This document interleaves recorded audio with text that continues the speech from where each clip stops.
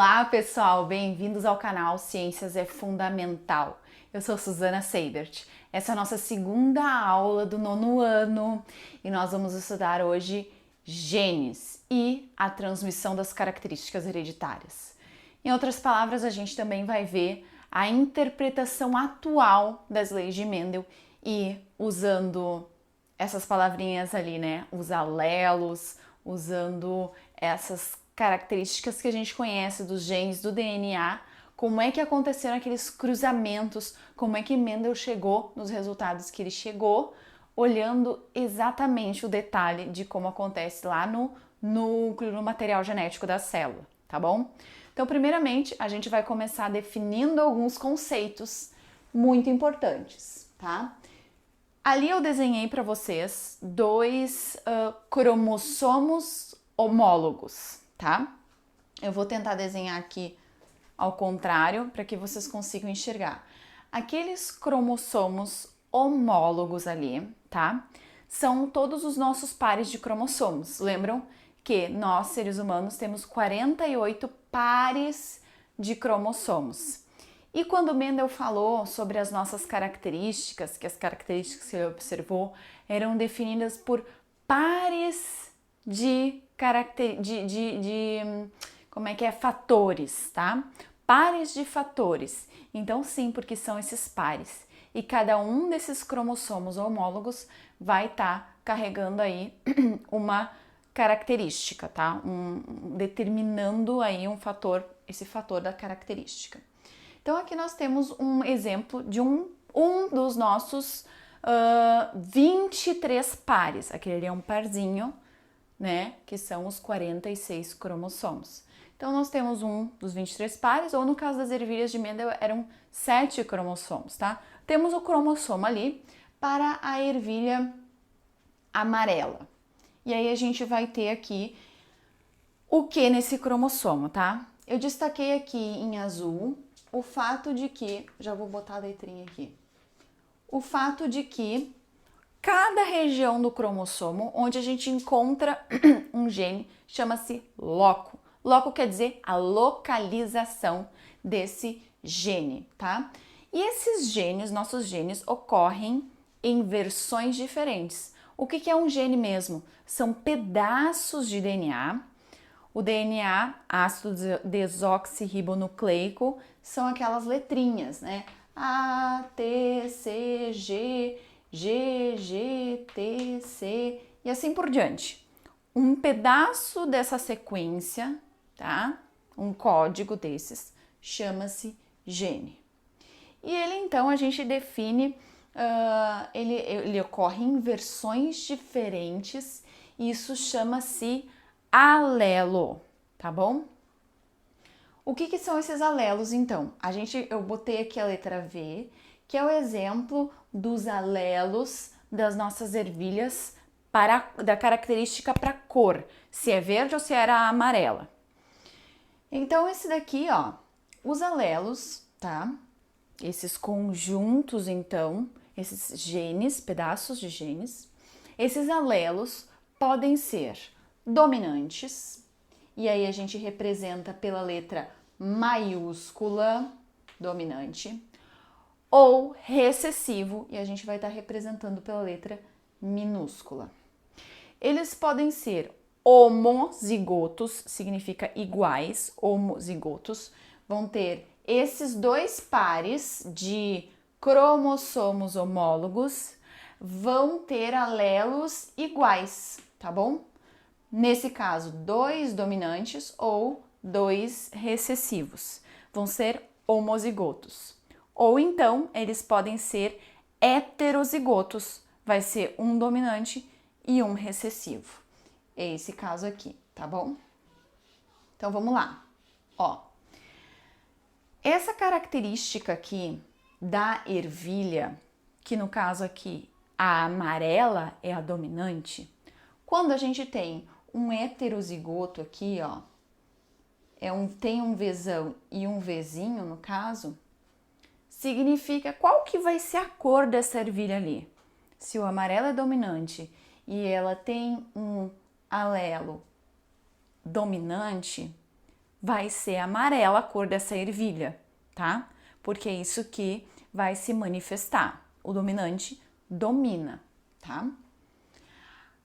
A gente vai ver isso aqui bem melhor aqui nos exemplos, vai começar a clarear mais a mente de vocês.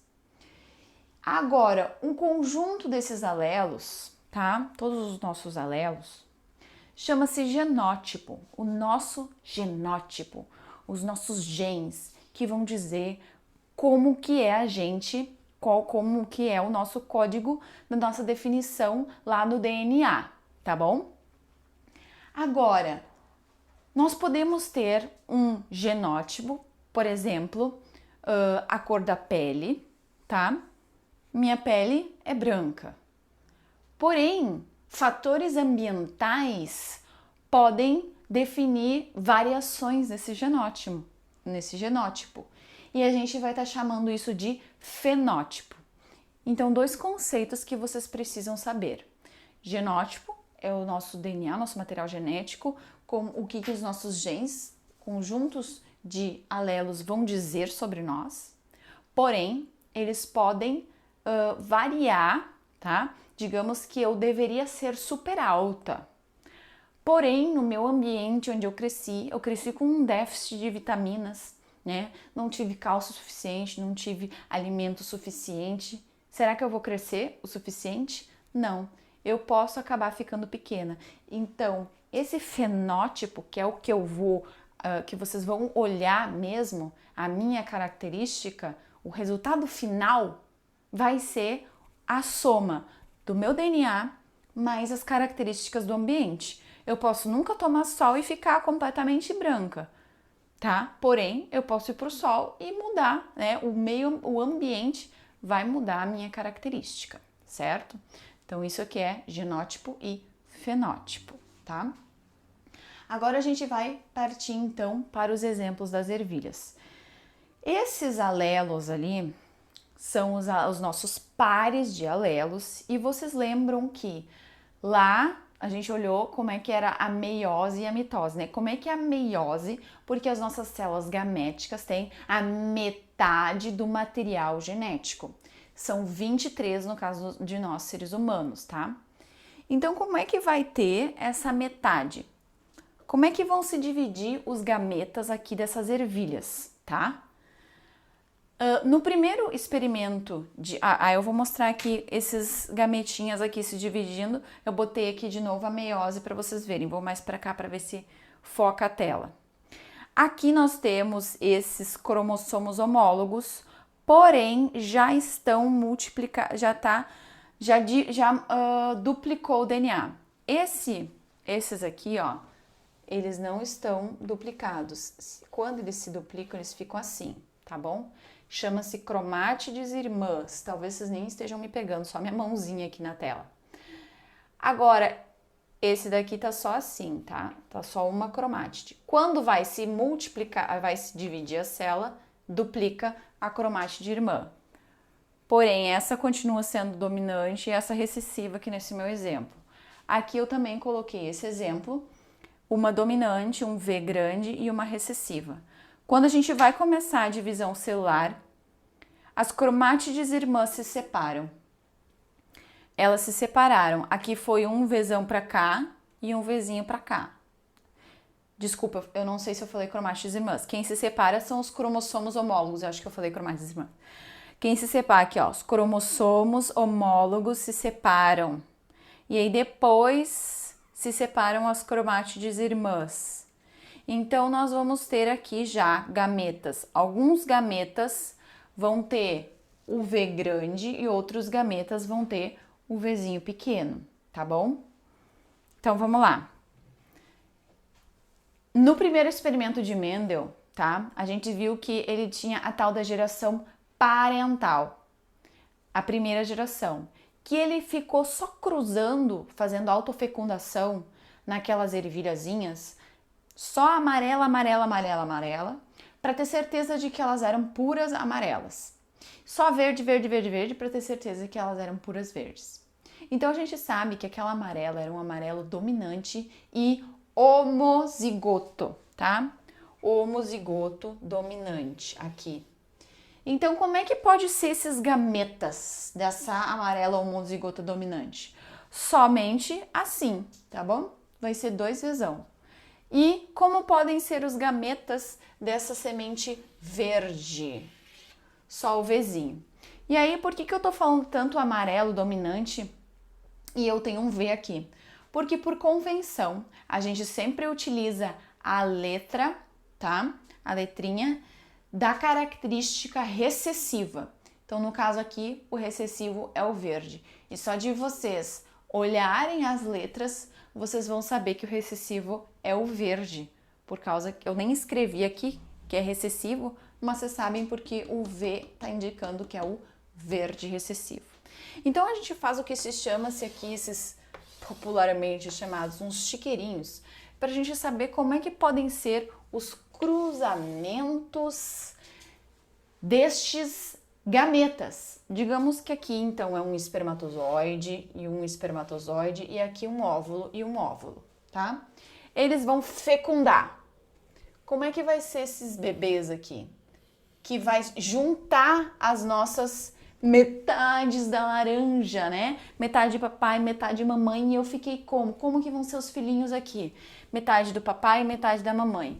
Metade do papai, metade da mamãe. Metade do papai, metade da mamãe. E assim por diante. Olha aqui como é que saíram os filhos. Todos os filhos saíram como? Amarelos.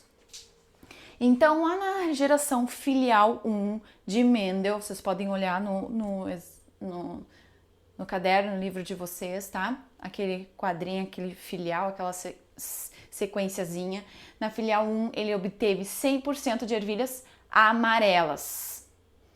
Nenhuma foi verde. Por quê? Porque, olha aqui, tá? Dominante, então, essa característica que foi expressa. Agora, vamos ver o que aconteceu quando a gente tem, então, cruzando esses filhotinhos aqui, ó. Vamos cruzar essa ervilha amarela com ervilha amarela heterozigota, tá bom? Então, vai ser Vzão e Vzinho, Vzão e Vzinho, amarela e amarela. Ele fez a autofecundação, tá? Ele pegou uma planta amarela e juntou os gametas dela mesma, o óvulo e o espermatozoide dela mesma, autofecundou. Só que esse óvulo e esse espermatozoide, como é que eles eram? 50% deles eram um V dominante e 50% eram do V recessivo, tá? O alelo recessivo. Então, como é que a gente vai ter aqui? Esse daqui vai ficar assim, um V grande e o pequeno, grande e o pequeno. Um grande e um pequeno e um pequeno. Então, aqui a gente vai ter o quê? Essa ervilha aqui, claramente vai ser amarela, homozigota dominante. Essa daqui vai ser amarela e essa aqui também vai ser amarela, porque ela tem o dominante aqui, tá? Porém, vai ser heterozigota. E essa daqui vai ser homozigota recessivo. E que cor que vai ser essa ervilhazinha aqui? Essa vai ser a verde, tá? Então, a gente tem aqui essa proporção, ó. 25% vai ser, ó, melhor, 25% assim, 25 assim, 25 assim, 25 assim.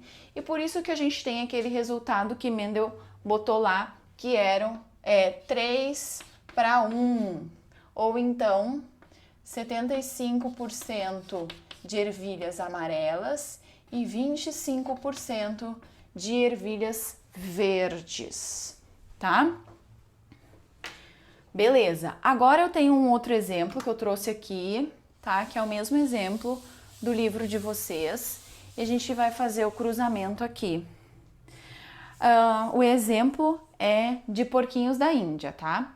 A gente tem os porquinhos da Índia com a característica pelo. E a gente vai ver como é que a gente vai cruzar esses porquinhos, então. Bom, o pelo curto é o dominante. Pelo curto é dominante. E o pelo longo é recessivo. Tá. Então a gente já sabe que a gente vai usar qual letrinha para fazer esse esqueminha aqui. A letra L. Por quê? Porque a gente usa então a letrinha da característica recessiva. Então, como é que vocês vão encontrar nos problemas, assim, nas resoluções que vocês têm que fazer de cruzamentos? Vai ser assim, ó. Eles querem saber como vão ser os filhos de 2 porquinhos da Índia heterozigotos. Heterozigotos, então a gente vai ter uma dominante e uma recessiva, tá? Então, heterozigoto vai ser assim e assim, tá? Como podem ser os gametas? Eu já vou colocar eles aqui no quadro. E a gente vai fazer o cruzamento de um heterozigoto. Como é que vão ser os filhos deles? Ó, um Lzão com um Lzinho, Lzinho com Lzinho. Igual o primeiro, a filial 2 lá das ervilhas de Mendel, tá?